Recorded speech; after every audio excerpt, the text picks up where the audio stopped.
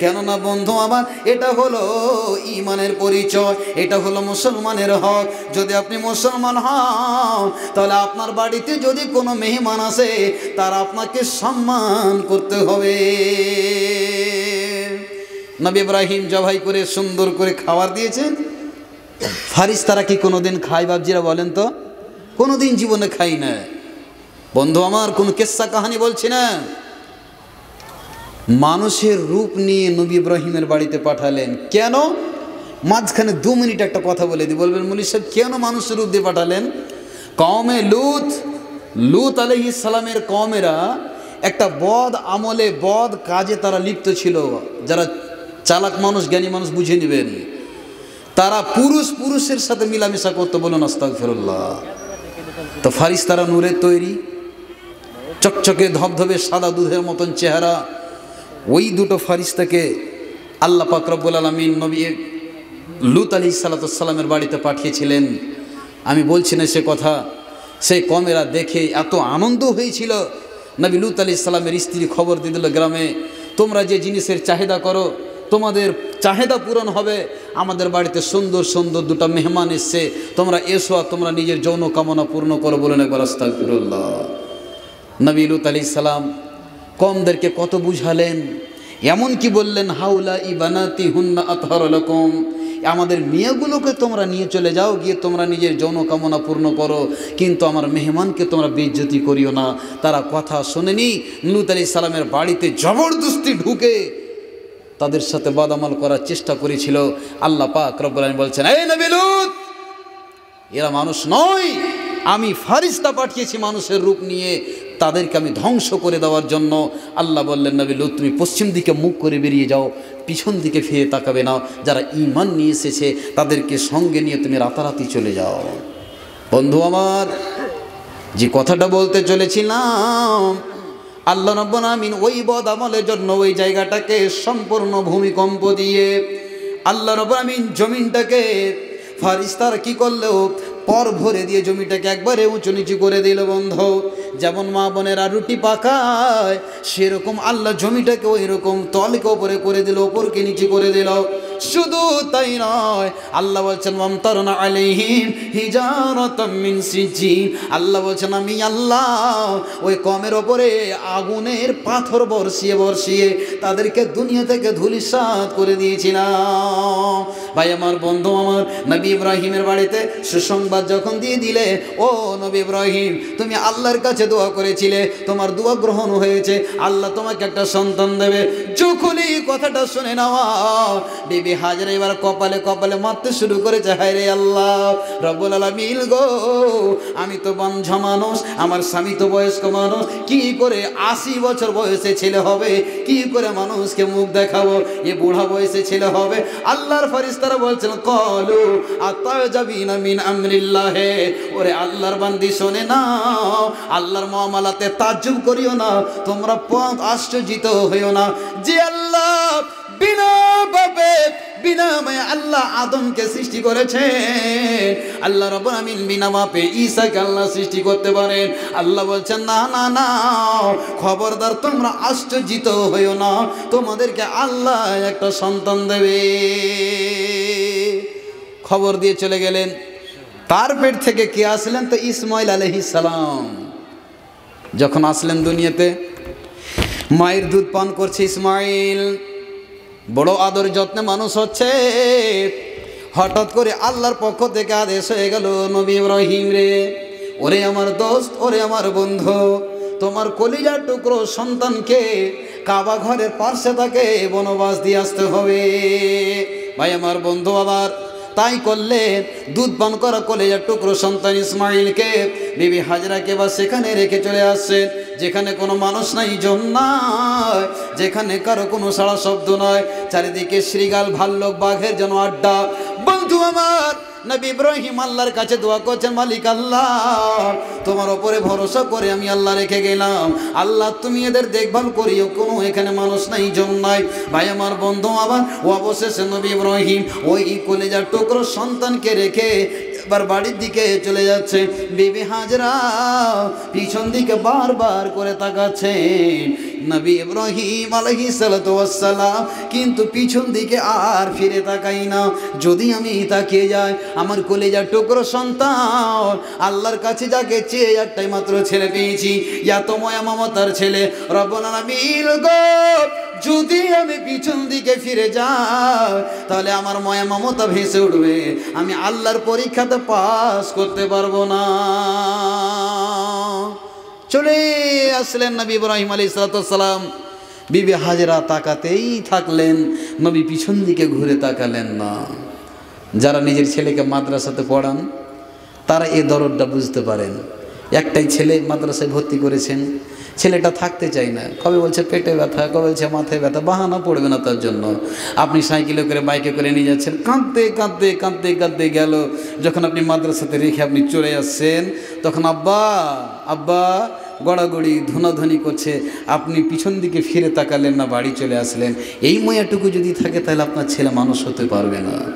বন্ধু আমার, এটা একটা পরীক্ষার বন্ধু। আপনার একটাই সন্তানকে আপনি মাদ্রাসায় দিয়েছেন, আপনার পিছন ধরে নিয়েছে, কিন্তু আপনি তার দিকে ফিরে তাকাচ্ছেন না, দিলে অন্তরে পাথর চাপিয়ে দিয়ে আপনি বাড়ি চলে আসলেন। বন্ধু আমার, নবী ইব্রাহিম কি করলেন না, পিছন দিকে ফিরে তাকালেন না। ভাই আমার, সেখানে পরীক্ষাতে ফার্স্ট ডিভিশন করলেন, সেখানে একটা পরীক্ষা ছিল রে বন্ধু। আল্লাহ রাব্বুল আলামিনের নবী ইব্রাহিম আলাইহিস সালাম এবার আসলেন। বন্ধু আমার, বিবি হাজরা এবং ইসমাইল আসলো। এবার নবী ইব্রাহিমের বাড়িতে কলিজার টুকরো সন্তানটা আস্তে আস্তে যেন এবার বড় হতে থাকলো। নবী ইসমাইল এখনো নবী হয়নি, 13 বছরের সন্তান। আল্লাহ রাব্বুল আলামিন নবী ইব্রাহিমকে আর একটা পরীক্ষার সম্মুখীন করে দিচ্ছে। নবী ইব্রাহিম এবার স্বপ্ন দেখছেন যে আমি নিজের কলিজার টুকরো সন্তানকে নিজের হাতে ছুরি দিয়ে জবাই করছি। একবার বলুন সুবহানাল্লাহ। নিজের ছেলেকে ছুরিতে জবাই করছি, এটিকে 4টিখানি পরীক্ষা গো বাবজিরা আমার, বলেন তো 4টিখানি পরীক্ষা? সুবহানাল্লাহ। সকাল হলো, বিবি শোনো, বেটা ইসমাইল এদিকে আগে আসো। কি আব্বা? মা বোন শোনেন ভালো করে, মানুষ একটা কথা বলে, যেমন কোদল সেরকম চাপ, নাকি? তো যেরকম নবী তেমনই ছেলে। আর নবীদের স্বপ্ন কোনদিন মিথ্যা হয় না, হয় কি? নবীদেরকে আল্লাহ মিথ্যা স্বপ্ন দেখাই না। আমি আপনি বেঈমান, চোর, চান্ডাল, লুচ্চা, লাফান্দার যাই বলবেন, আমার আপনার স্বপ্ন মিথ্যা হতে পারে। কেমন? সারাদিন একটা ছেলে গার্লফ্রেন্ডকে নিয়ে পার্কে ঘুরছে, ফুচকা খেয়েছে, কি খেয়েছে না খেয়েছে, রাতে যখন শুইতেছে তা খালি শুইতে শুইতে মনে হচ্ছে সারা দুনিয়া ঘুরছে, কোন পার্কে নিয়ে ঘুরেছিলাম। সকাল যখন যখন হচ্ছে, চোখটা যখন ঘুমছে, এই আব্দুল্লাহ মহিষ কখন বের করবে রে বেটা, চটকে রাখা করে দেখছি তো বিছানি শুইতে আছে, তার গার্লফ্রেন্ড কোথায়? মিথ্যা স্বপ্ন। নবীদের স্বপ্ন কোনোদিন মিথ্যা হয় না। নবী ইব্রাহিম ডাকার পরে বলছেন, ইয়া বেটা, হে আমার বৎস কলিজার টুকরো রে, ওরে আমার চাঁদের মনি, শুনে নাও। ইন্নী আরা ফিল মানামি আন্নী আসবাহুকা ফানজুর মাযা তারা। ও বেটা ইসমাইল শুনে নাও, আমি আজকে স্বপ্ন দেখলাম তোমাকে নিজের হাতে জবাই করছি রে বেটা, বল তোমার কি রায় আছে, তোমার কি মত আছে বলো তো। বন্ধু আমার, এক পাশে ইসমাইল বসে আছেন, এক পাশে বসে আছেন বিবি হাজরা। সঙ্গে সঙ্গে এবার বলে উঠলো, আব্বা ইয়া আবতি ফাল মা তুমারু সাতাজিদুনি ইনশাআল্লাহু মিনাস সাবিরিন। আব্বা যান, আপনি সঙ্গে সঙ্গে করে ফেলো, একবার বলুন আলহামদুলিল্লাহ। কেমন সন্তান দেখেন। আব্বা আমার কোনো রকমের দ্বিমত নাই, আমি আল্লাহ রাস্তায় কুরবানি হয়ে যাব, আমি সব সময় প্রস্তুতি নিয়ে আছি, চলেন চলেন আমাকে আল্লাহ রাস্তায় কুরবানি করে দেন। এবার নবী ইব্রাহিম বলছেন স্ত্রী শুনে নাও, ওরে হাজরা সুন্দর করে আমার কলিজার টুকরোটাকে গোসল করিয়ে দাও, সুন্দর করে চোখে কাজল দিয়ে দাও, আতর মাখিয়ে নাও, সুন্দর করে সেন্ট লাগিয়ে দাও, আমার কলিজার টুকরো ইসমাইলকে কুরবানি করতে নিয়ে যাব। আজ যদি কোনো বর্তমান যুগের নারী হতো আর তাকে যদি বলতো বন্ধুরে, কি উত্তরটা দিত? কোনো মেয়ে ছেলে তৈরি হতো না। হতো কি বলতো? তো আমার স্বপ্নের কিছু কহে, তোমার স্বপ্নের কিছু কহে, তুমি খুব আল্লাহর রাস্তায় কুরবানি হোগা না।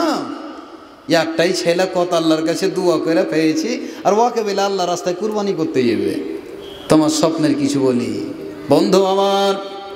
এবার সুন্দর করে সাজিয়ে কুজিয়ে এবার ইসমাইলকে হাতে তুলে দিচ্ছেন নবী ইব্রাহিমের হাতে।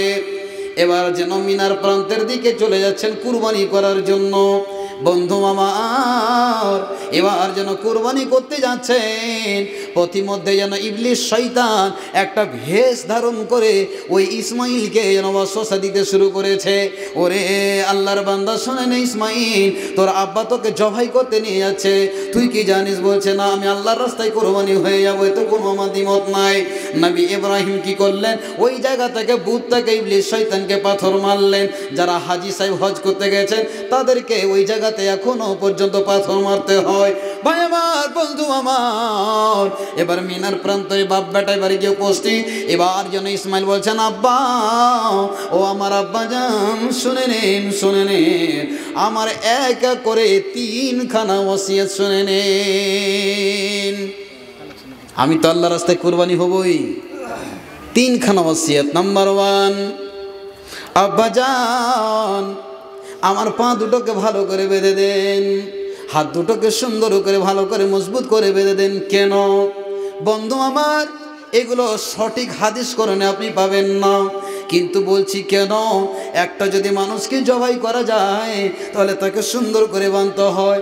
আপনি একটা গরু জবাই করেন, খাসি জবাই করেন, তো সুন্দর করে বাঁধেন কি বাঁধেন না? ভাই আমার, বন্ধু আমার, ইসমাইল বলছি, আব্বা আমাকে সুন্দর করে আপনি বেঁধে দেন, যেন আমার পা আপনার শরীরে না লেগে যায়। একবার বলুন সুবহানাল্লাহ। হায়রে বেটা, কেমন ছেলে, নিজের বাপকে বলে কত চিন্তা ভাবনা করছে যেন আমার আল্লাহ আমার আব্বাকে না লেগে যায়। 2 নম্বর ওয়াসিয়ত, আব্বা আপনি আমাকে জবাই করবেন, কাপড়গুলো সুন্দর করে সাটে সেটে নেন, ভালো করে গুটিয়ে নেন। কেন না? আমাকে জবাই করবেন, আমার রক্তগুলো আপনার শরীরে যদি ছিটে যায় আর ওই রক্তগুলো যদি আমার মা দেখে না, মা সহ্য করতে পারবে না, মা সহ্য করতে পারবে না। আব্বা জান, আপনি ভালো করে কাপড়গুলোকে সেটে নেন, এই জন্য যে আমার রক্ত আপনার শরীরে ভরে যেতে পারে। 3 নম্বর ওসিয়ত করছে, আব্বা যখন আমাকে জমিনে শোয়াবে, আপনার চেহারা আমার চেহারাটা যেন সামনাসামনি না হয়ে যায়। কেন না?